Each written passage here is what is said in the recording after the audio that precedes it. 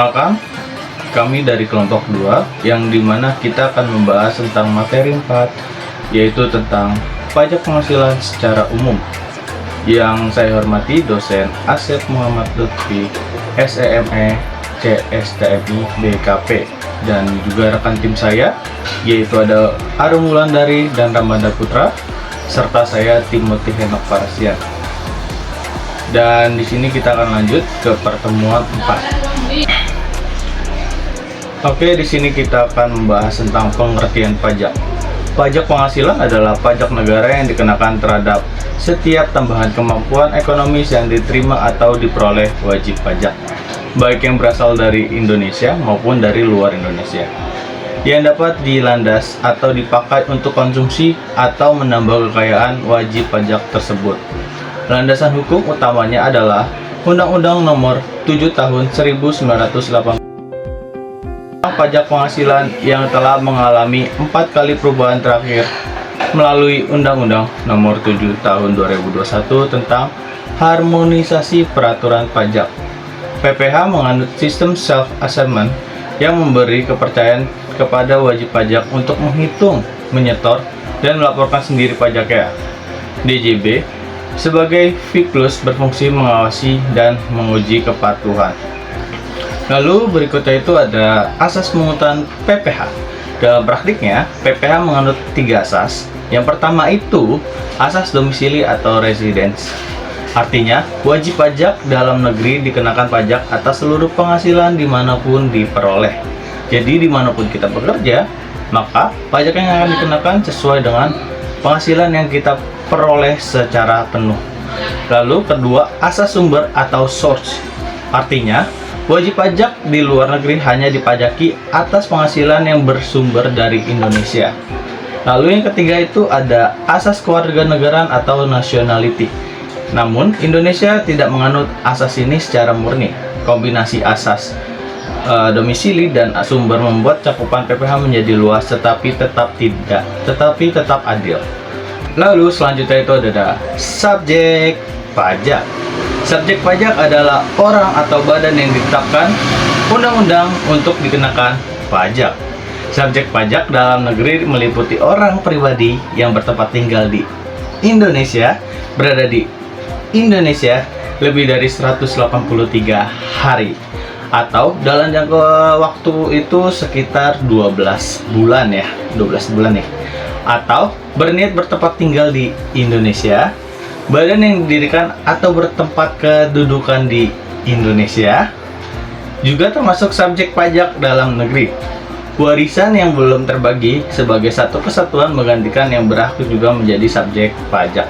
Jadi, subjek pajak itu yaitu yang tadi setelah saya sampaikan, ketika ada orang luar yang ingin bertempat tinggal di Indonesia, maka orang tersebut akan dikenakan wajib pajak, yaitu dengan syarat 183 hari atau sekitar 12 bulan.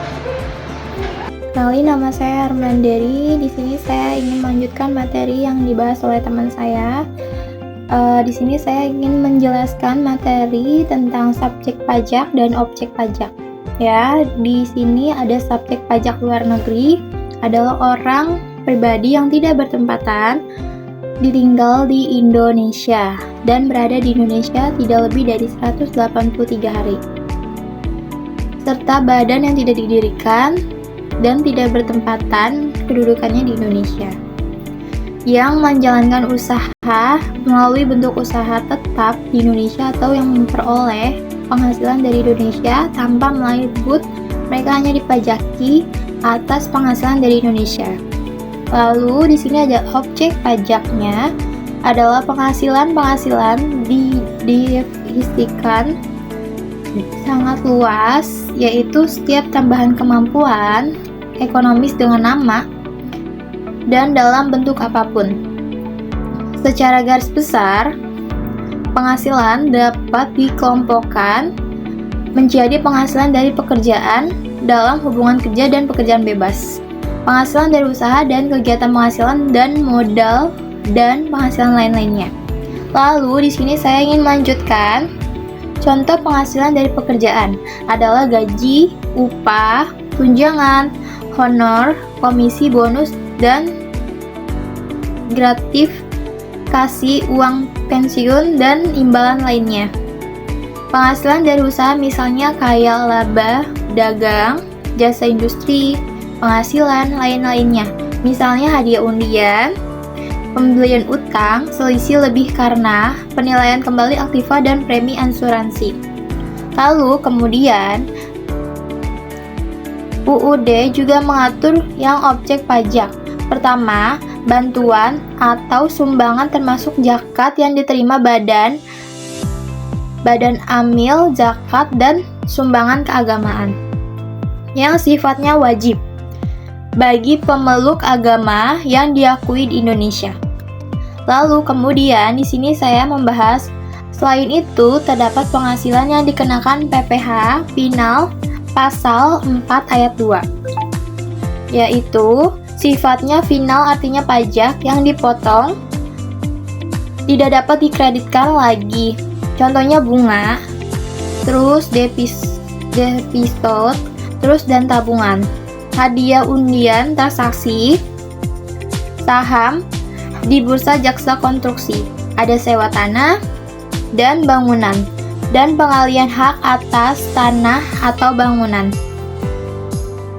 Lalu kemudian bagi wajib pajak, orang pribadi setelah diperoleh penghasilan neto dikurangi lagi dengan penghasilan tidak dikenakan pajak.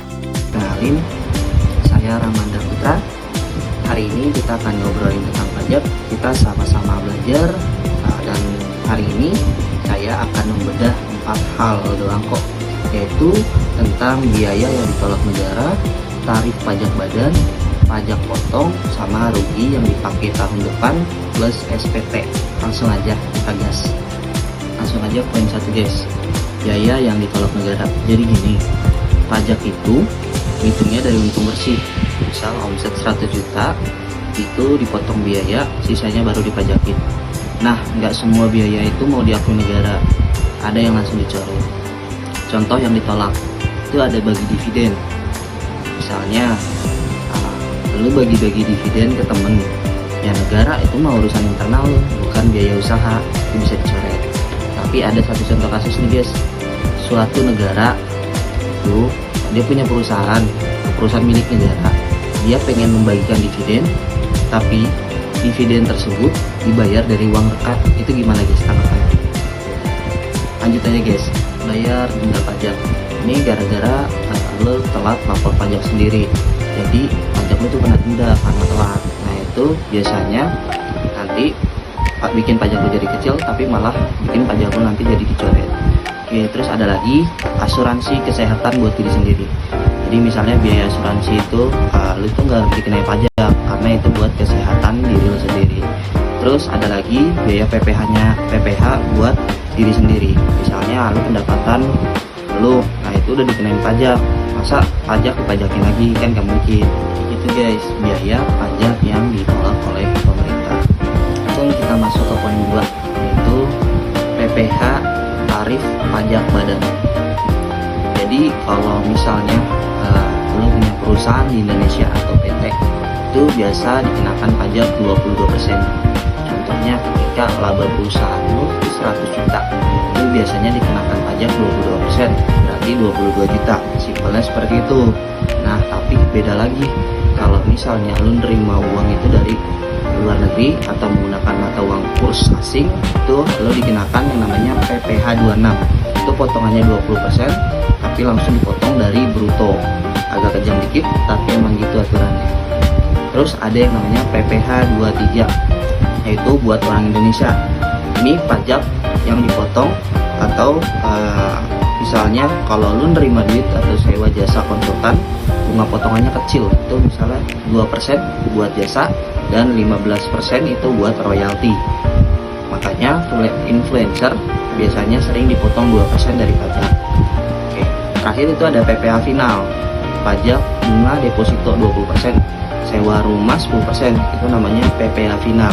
Karena sekali potong itu udah selesai, nggak usah lapor-lapor lagi di SPT. Jadi gitu guys, tentang pajak tarif badan. Kita bahas bahas lagi tentang poin ketiga, yaitu kupon diskon dan nutup utang. Ini bagian yang paling disuka oleh pengusaha nih guys. Pertama, kredit pajak luar negeri. Anggap aja ini kupon diskon. Misalnya lu tuh seorang influencer atau youtuber dapat duit nih dari Google, itu kan mata uangnya dolar ya. Misalnya lu dapat uang $100 dari youtuber, nah, itu langsung dipotong pajaknya 20% atau 20 USD. Nah, lu nerima $80 USD. Nah, potongan itu bisa jadi kupon buat bayar pajak di Indo. Jadi lu nggak bayar pajak 2 kali, negara pasti ngerti kok. Oke. Terus kedua itu ada kompensasi rugi. Ini kayak nutup utang. Misal tahun 2023 usaha lu tuh buntung 200 juta, ya udah ikhlas nggak bayar pajak. Tapi di tahun 2024 itu usaha lu tuh untung 150 juta. Nah, rugi yang 200 juta tahun lalu itu bisa dipakai buat nutup di tahun sekarang atau tahun 2024 misalnya. Nah, hitungnya gimana sih? 150 juta kurang 150 juta sama dengan 0. Jadi tahun 2024 lu bebas pajak. Bisa rugi 50 juta tadi itu masih bisa dipakai buat tahun depan atau tahun 2025 nanti ketika perusahaan lu itu mengalami untung. Jadi gitu guys mengenai kupon diskon dan nutup utang. Guys, sekarang kita masuk poin keempat, yaitu SPT dan denda. Apa sih itu SPT dan denda? SPT itu misalnya kalian punya usaha. Nah, kalian itu biasanya usahanya itu dilaporkan. Jadi, Pak, saya punya usaha nih. Usaha saya misalnya ini, terus omsetnya sekian, terus biayanya sekian, untungnya sekian, pajaknya sekian. Nah, itu biasanya nanti bakal dirinciin lalu dilaporkan. Itu yang namanya SPT. Nah, kalau denda itu apa? Denda itu misalnya biaya laporan rincian SPT tersebut tapi lu telat melaporkannya. Nah, nanti bakal kena yang namanya denda.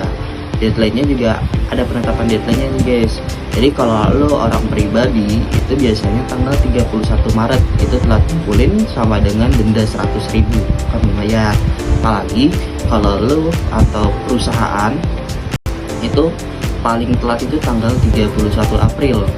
Itu kalau lu telat ngumpulin itu dendanya 1 juta.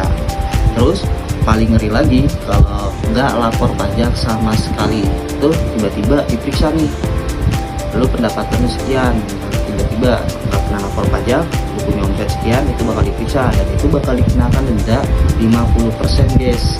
Lumayan gede sih, tapi ya gimana, kita tinggal di suatu negara ya kita harus bayar pajak di negara tersebut. Makanya point of the story, mending lapor walaupun pajaknya itu 0 atau pendapatan kita 0 daripada nanti tiba-tiba kita dapat omset yang sekian tapi kita nggak pernah lapor, ya udah kita bakal dikenakan denda 50%. Ya lumayan kan, 50% dari pendapatan kita. Nah, mending lapor walaupun 0 kan guys. Jadi lapor pajak tepat waktu, udah hidup itu tenang.